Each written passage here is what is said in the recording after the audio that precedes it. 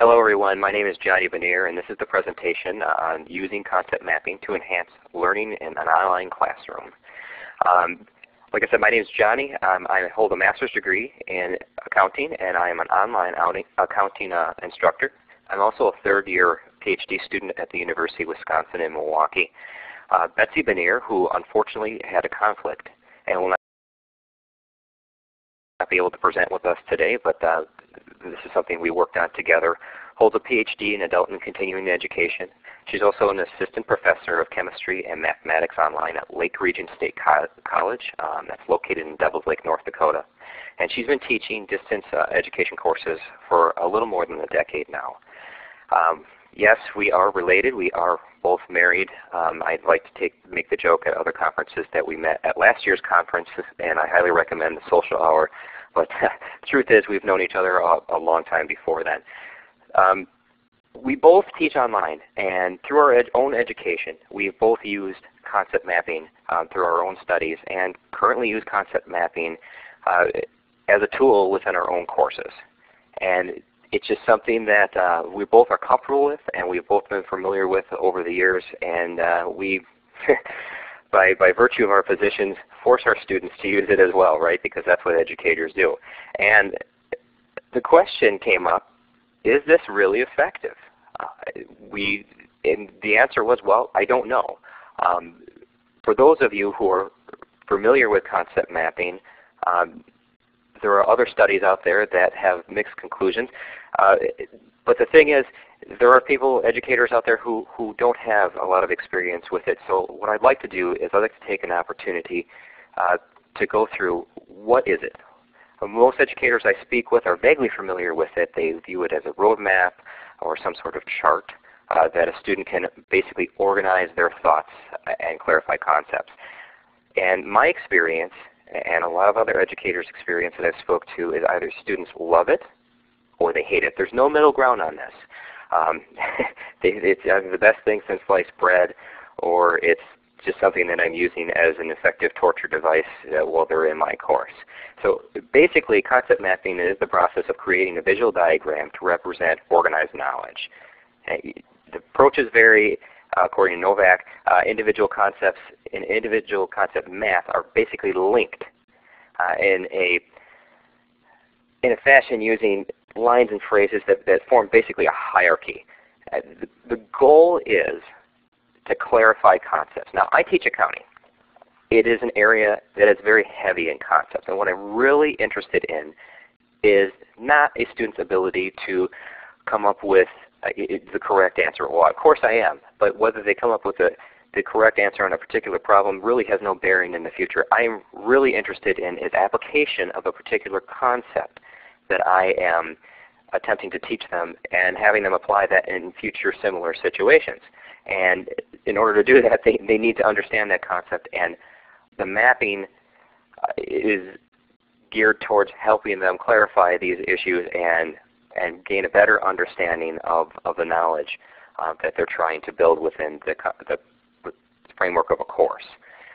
So there are many different types of concepts, mappings, and I'm going to talk about 4 quick types. We do a quick review before we get into our actual study that we conducted. And spider maps, flowchart maps, hierarchy maps, and system maps. What are these different types of maps? So basically, here's a spider map, and it basically, the crux of this one is there's one central concept, and ideas branch off of this particular concept. It's simple, it's easy to understand. You can see that in the center we have general education courses and a couple of different types of courses. On the exterior here, college algebra, English composition, and then in between those I'll have students list ideas or issues that impact that. Fairly straightforward, fairly simple. Another type is a flowchart map, and you see these often when the ideas that you are trying to conceptualize are linear. So you have a central idea, successful student habits. Okay, those are linked together according to this flow chart by attending class and then reviewing notes and completing assignments and reading the textbook. you can see that they're linked. And one isn't necessarily central or more important than the other, but they kind of flow. If you see these a lot when the concept that you're discussing is sequential. In accounting, you do see this in the discipline of mathematics and chemistry, which Betsy teaches. You often see this as well, although I'm not a chemist or a mathematician outside the realm of accounting, so I won't make any declarations in those particular areas. But you often see students, when they're just talking about a singular concept, come up with these types of chart designs.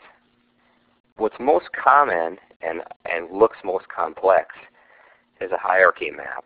And they can get very convoluted, very messy, very difficult to conceptualize. If they can basically take on a life of their own.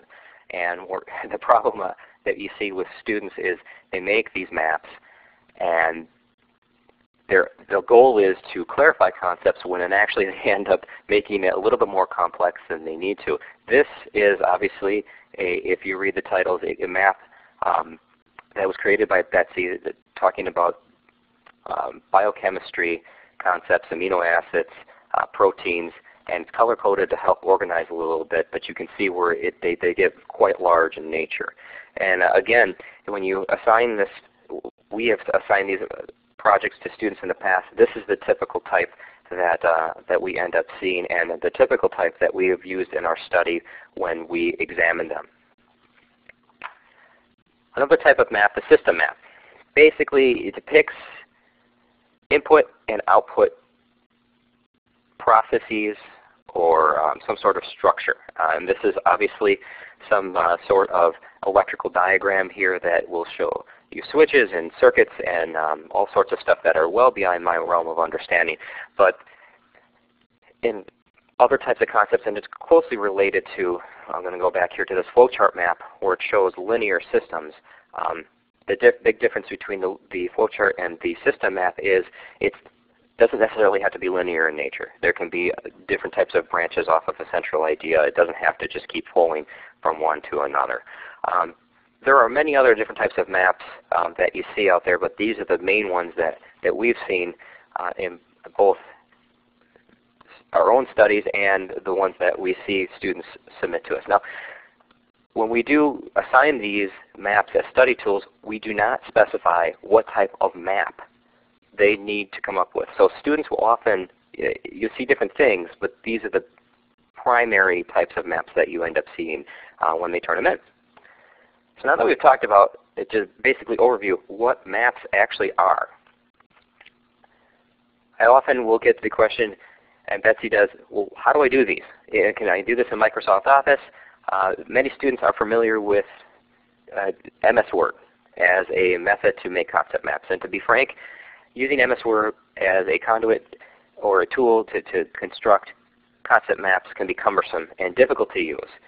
So we're going to discuss real briefly other options that are available to your students. This first one here, the Institute for Human and Machine Cognition, the IHMC, the website to access this program is in the lower right-hand corner here, is robust. It's huge.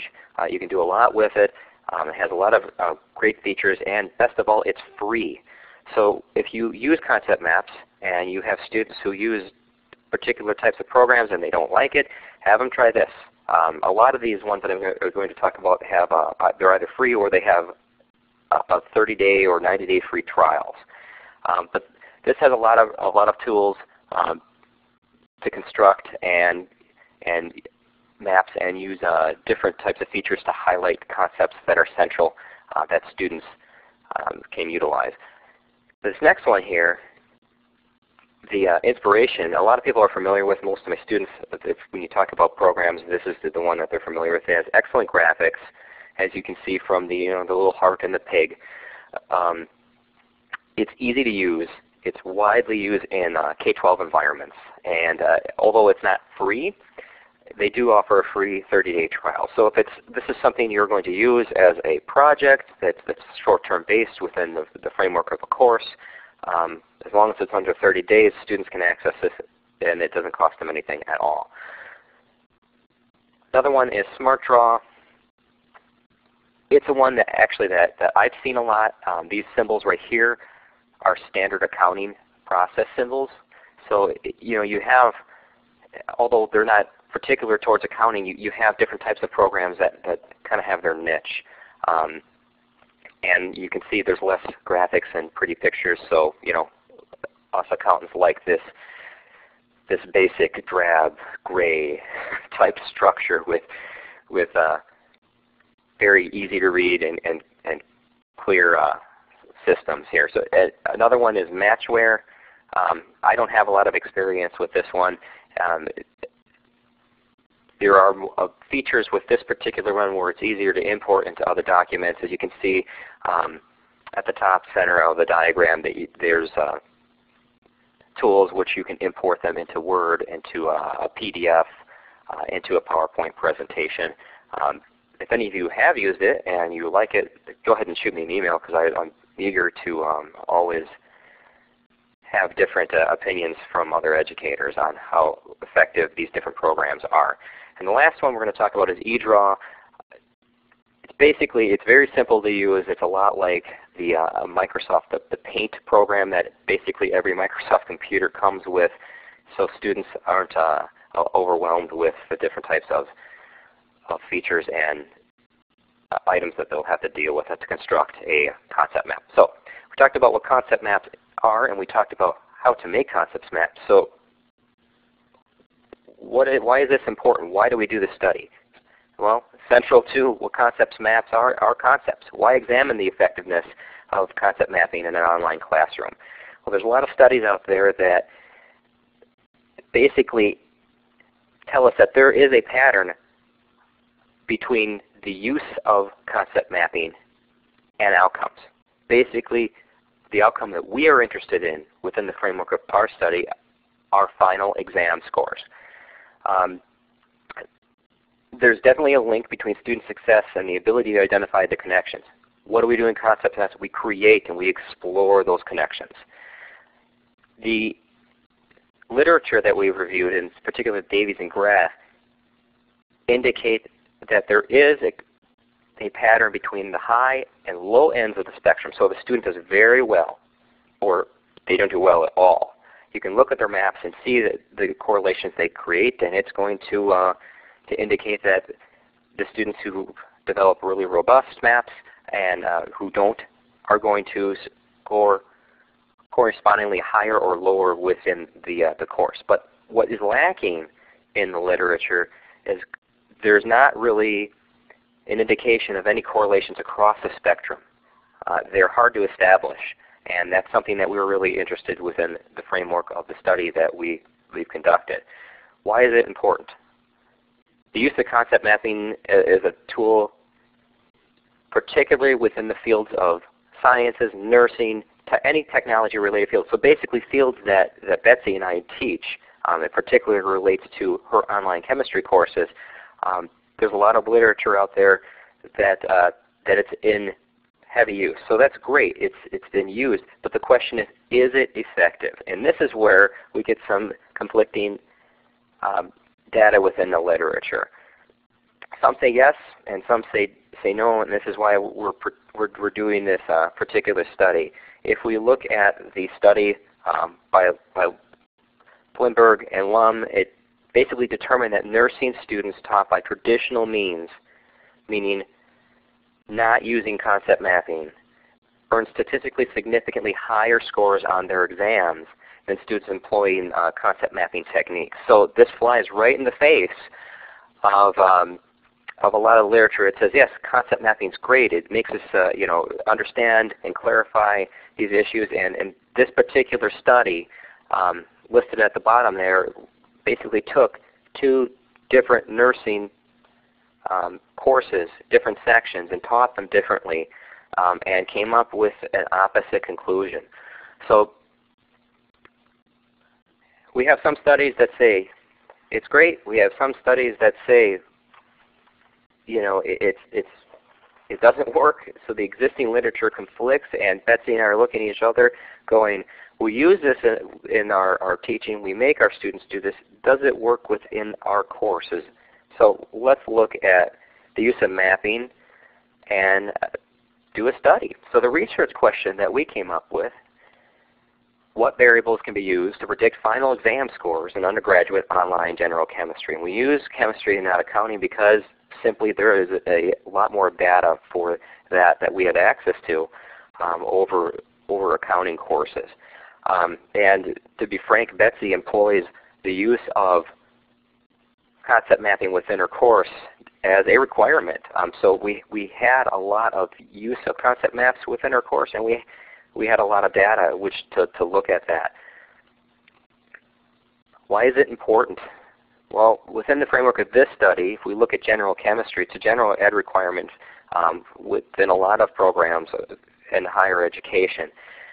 And it's competitive for a lot of different types of programs. So if we look at nursing programs, if we look at medicine, people who want to go to medical school, not only are they looking at grades within chemistry, they're looking at final exam scores.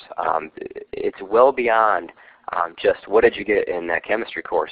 They want to know what they received on particular exams. For better or worse, we use exam scores as how do we rank students within the framework of our course. It's the benchmark. It's how we do it, generally speaking, if we look at face-to-face courses and online courses as well. So we thought this would be a great benchmark, a great index in which to correlate any connections that we might have with concept mapping within our study. So what are the variables within our studies? Final exam scores, obviously we've talked about that, in online undergraduate chemistry courses. We took those and we compared them with concept mapping variables based on that mandatory assignment that I discussed that Betsy assigns, and included the total number of students selected concepts. So basically, before I discuss these, here's the assignment. Betsy will assign a student to construct a concept map as a tool to study for their final exam. So they must submit this, and there's no real hard guidelines. It's not saying you have to construct X amount of concepts, you have to construct X amount of connections. It's just create a concept map to help you study for the final exam that includes the concepts that you studied within the framework of this course. And they submit these and they take the final exam. There's no, what's not told to the students at the time is it's not graded. We don't look at, the maps are not looked at and given a or a B. They've either completed it or they have not. So the students don't know this at the time, so they don't really have an incentive to either work harder or less harder, so to speak. It's strictly used as a tool for them to study. And we looked at the total number of concepts, the total number of quantitative concepts, meaning did they assign a particular numerical value to something? You know, the number of moles. Again, Betsy isn't here, so I'm not going to pretend I'm a chemist. But if they gave a numerical value to something, we categorize it as a quantitative concept. Interconnectivity of student-selected concepts, did it make sense?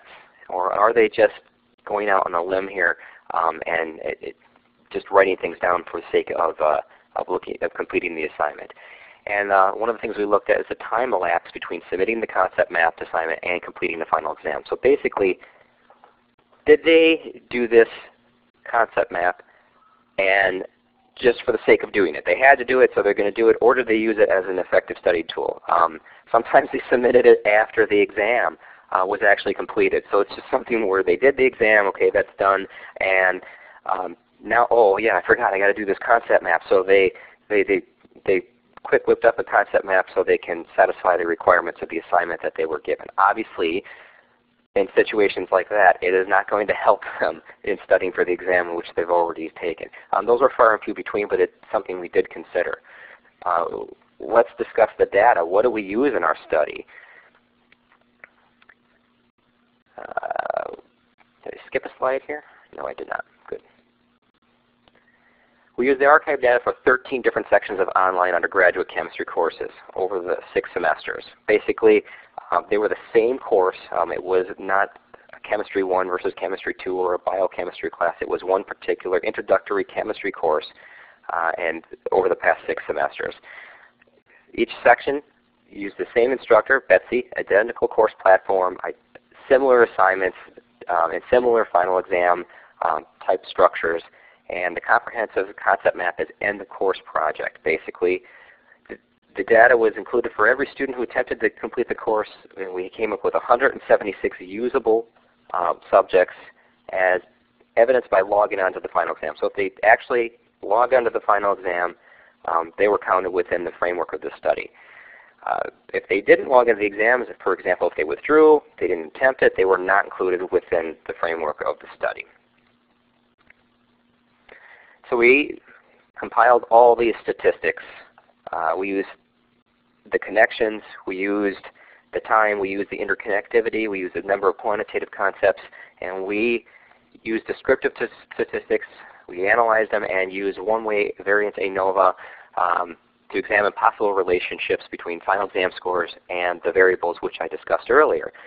And we ranked them by quintile based on their final exam scores, and then looked at the other variables. So if you see here a summary of the data within our study, you have it basically broken up by 20%.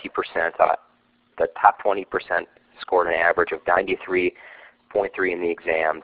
Our B students right below at 84.9, and then 78, and so on, all the way down to the students who did not pass the exam.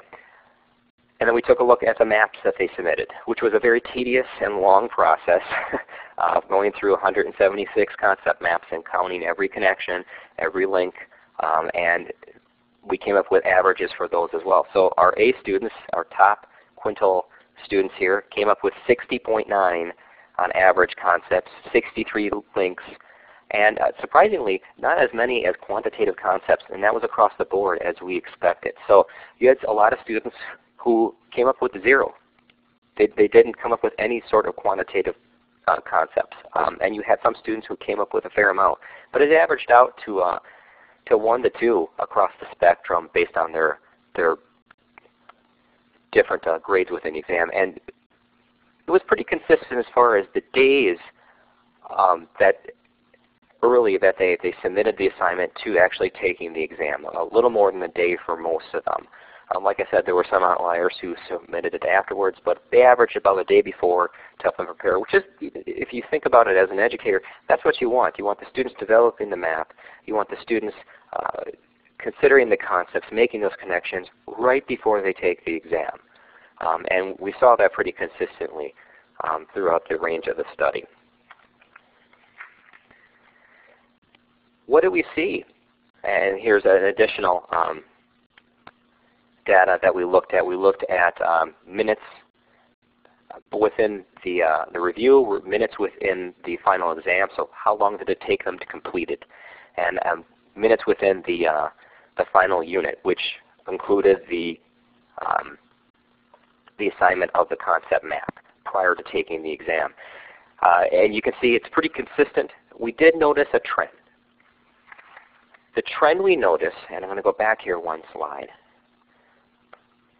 is if you look at from the bottom quintile and you go up, the number of map concepts, the number of map links go up consistently until we get to our B students, and then they drop for our A students, which was interesting because, to be frank, I expected them to continue to go up.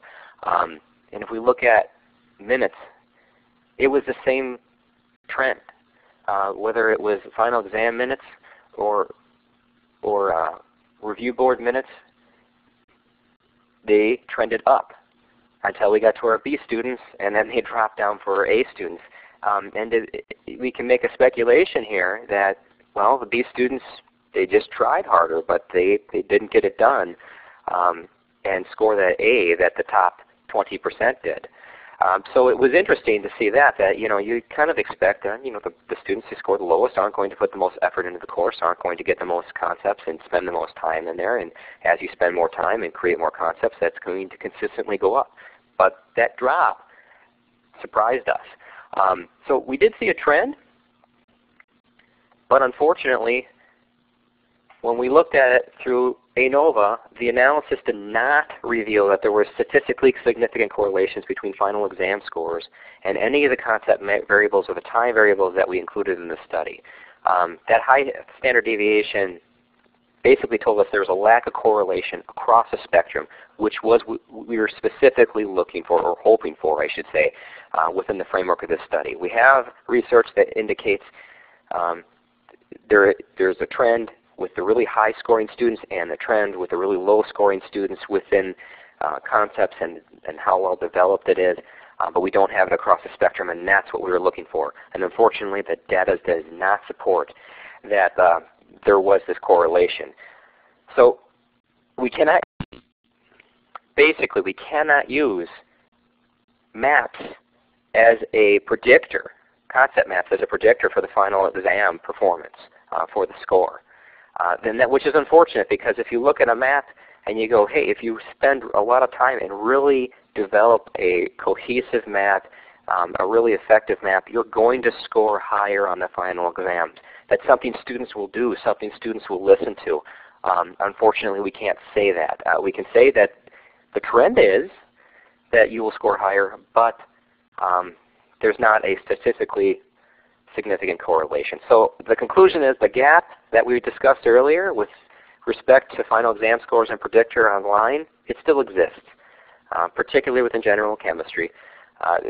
The findings that we came up with do not support the argument that concept mapping exercises impact student learning in a measurable way, using, of course, final exam scores as the benchmark. So what do we do going forward? Besides shake our head and go and evaluate whether we should be using concept maps within the framework of our course to begin with. We're going to further analyze this data, look for other correlations. We'll look at quality rather than quantity. Basically, yes, they have, if we go back a couple slides, and these A students or these B students, they had 66.2 concepts. Were they legitimate concepts? Were they just writing nonsense down? Did it make sense? Do these top 20%, did their concepts, were they meaningful within the framework of a chemistry course? So that's one way we're going to look at it, and we're going to continue to kind of look at outliers, other types of predictors that might help us make some correlations here. But within the framework of these 13 courses, unfortunately, the study concludes that mapping does not help with final exams. So this is a topic that we will continue to study. We'll probably look at other areas as well. I know I'm already planning a study to look at a similar analysis for accounting students within the framework of my own courses. But if there are educators out there or researchers who are interested in this topic or have any comments, are aware of other ongoing studies that we might discuss, feel free to contact us. Our emails are right at the bottom of this slide.